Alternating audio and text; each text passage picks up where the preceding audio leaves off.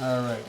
Mr. President, it seems strange to thank you for joining us in your house, but thank you for joining us. A little more than 100 days, I think your cabinet's done a pretty good job, Mr. President, on the Recovery Act. I think we've put in place, or they've put in place, a pretty strong platform upon which we can begin to build this new economy. And so far, Mr. President, you provided immediate relief and stability through Make Work Pay tax credit. 95% of the families in America are now receiving a tax break and they're seeing their paycheck every month. We've increased food assistance to people in need and people hurt worse by this recession. We've kept thousands of people on the Medicaid rolls, and we've added 1,000 more, and we also have expanded unemployment insurance and increased it. You've implemented a tax credit program, Mr. President, and other incentives that's driving new consumer spending and is creating new products. And there is for example, there's a transformer factory in Missouri some of us visited that's making transformers now, paying people a good, decent wage because of the tax credits for a company in Missouri that's building 100 new windmills. This is happening all over. We went to your hometown, Mr. President, Chicago. There's an outfit called Sirius Windows, came in, bought Republic Windows, had gone out of business. Not only bought their factory there, but several others around the country, hiring laid-off workers because of the increased demand for energy-efficient windows. You provided aids to state governments, which has been a real consequence to them, protecting critical safety net programs and saving thousands of teaching jobs and thousands of law enforcement jobs.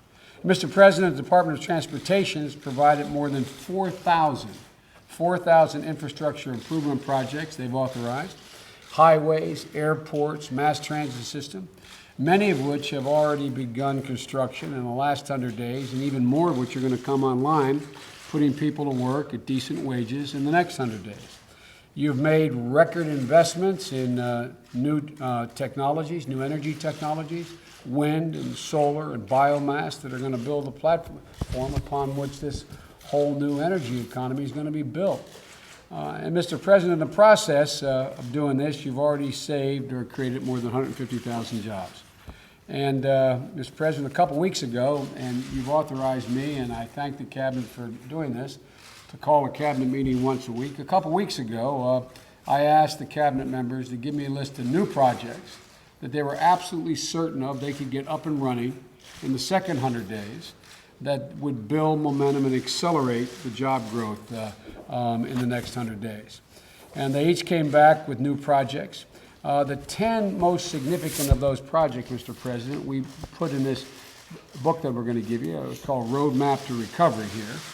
And as we release that today, this document explains our ambitious plans for the next 100 days throughout the summer, lays out in graphs, which you'll see, Mr. President, exactly where these jobs are geographically, how they're distributed in each of the projects we're talking about. And so, Mr. President, I think nothing we've begun in the first 100 days is going to come to an end. Everything from unemployment insurance is going to continue to spend out, the tax cuts, weatherization of tens of thousands of homes, development of a nationwide smart grid.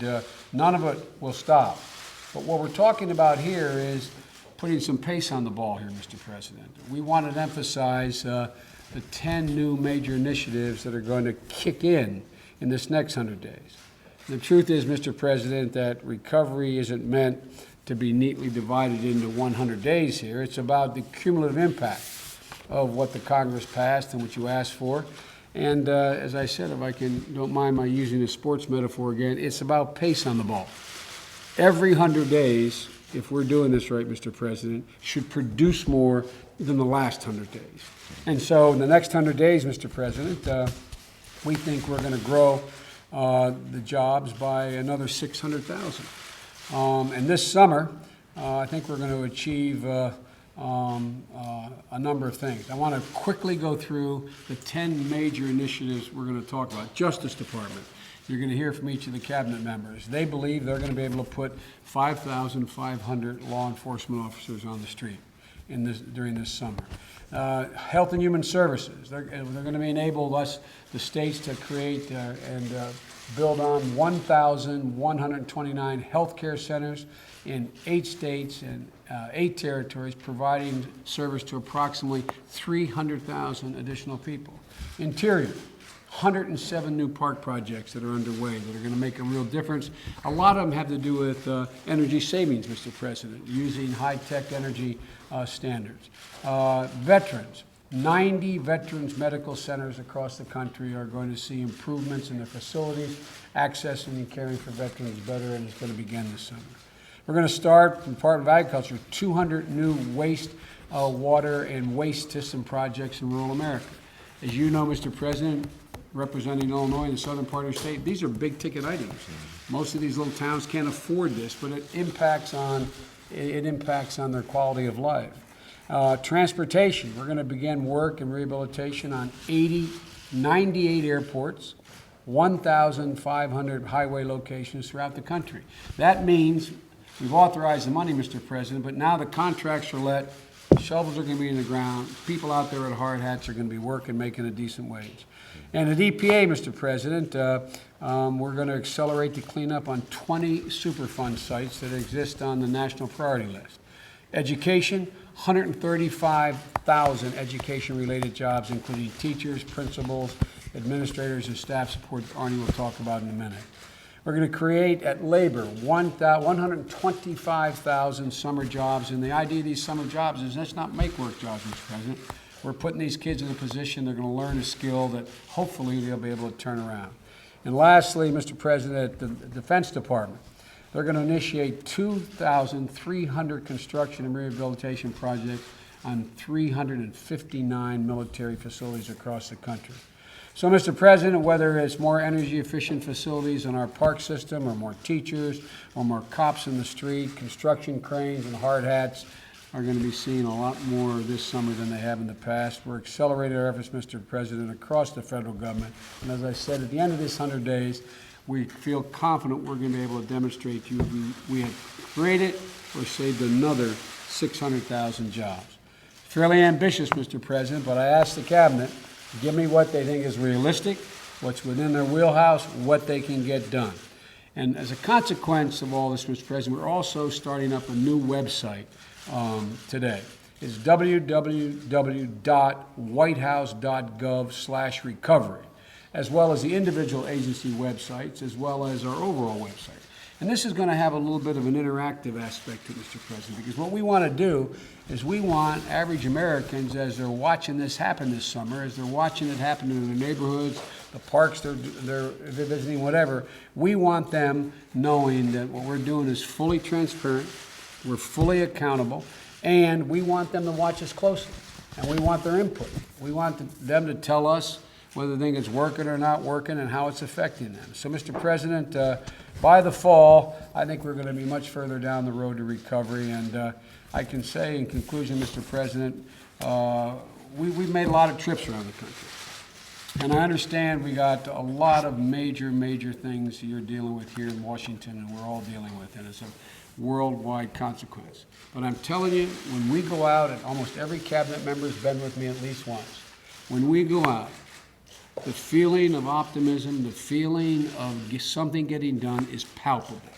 People are coming up to us at these meetings and saying, I'm not working now. My brother-in-law's got a job. Look what we're doing down the street here. This school is open. And the coverage in the communities we're into, big cities like St. Louis, small little towns in eastern part of North Carolina, it's uniform. They get it. It's starting to work, Mr. President, and hopefully we're going to be able to sit with you in the beginning of the fall and say, boss, another 600,000 jobs, and we're on our way to that 3.5 million. Yeah. Well, thank you, Joe, and thanks to all of you, cabinet, sub-cabinet, agencies that have been involved in this process. Your leadership, Joe, has been critical on this. I'm grateful to you and your team for helping to coordinate between all the agencies, because there are a lot of moving parts to this whole process. On Friday, we learned that we had lost an additional 345,000 jobs in the month of May. That was far less than was expected. but it's still too many. That means that there are families who are still losing not only their jobs, but maybe losing their homes, finding themselves under extraordinary financial straits. And it's a reminder that we're still in the middle of a very deep recession that was years in the making, and that's going to take a considerable amount of time for us to pull out of. Having said that, this was the fewest number of jobs that we have lost in about 8 months. So it was about half of the number lost of just a few months ago. And it's a sign that we're moving in the right direction. The key is for us to build on the modest progress that has been made in the months to come. When we arrived here, we were confronting the most significant recession since the Great Depression. It was bad and it was getting worse. Had we done nothing, I think it's fair to say that most economists believe we could have really gone into a tailspin. We decided to move swiftly and boldly, and I signed a Recovery Act into law just over 100 days ago, and we've done more than ever, faster than ever, more responsibly than ever to get the gears of the economy moving again. We've created and saved, as you said, Joe, at least 150,000 jobs of teachers and nurses and firefighters and police officers. People who had been laid off are not being laid off.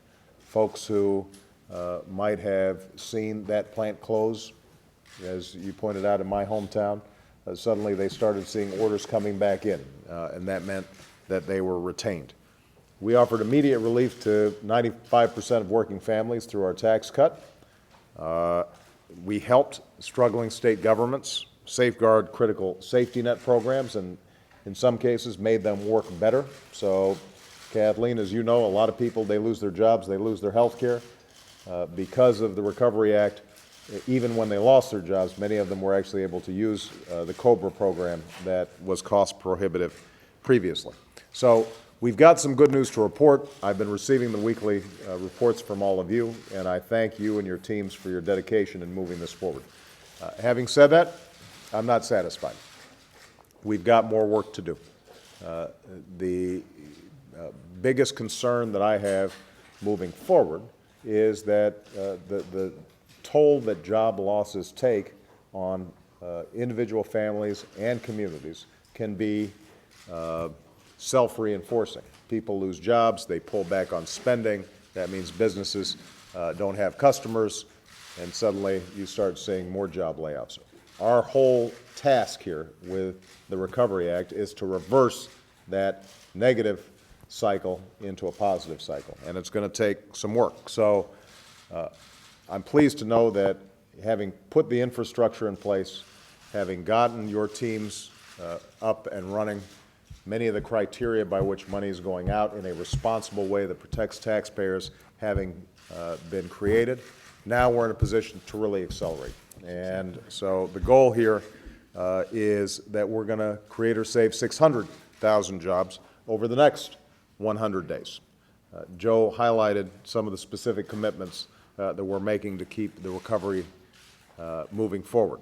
Keeping teachers in the classroom, cops on the streets, providing summer jobs for youth that are particularly hard hit in this job market, breaking ground on hundreds of new projects all across the country in clean energy and transportation and so on. And we're going to do it continuing to operate in a transparent fashion so that taxpayers know this money is not being wasted on a bunch of boondoggles. And I think that, sometimes good news comes in what you don't hear about. And you haven't heard a bunch of scandals, knock on wood, so far.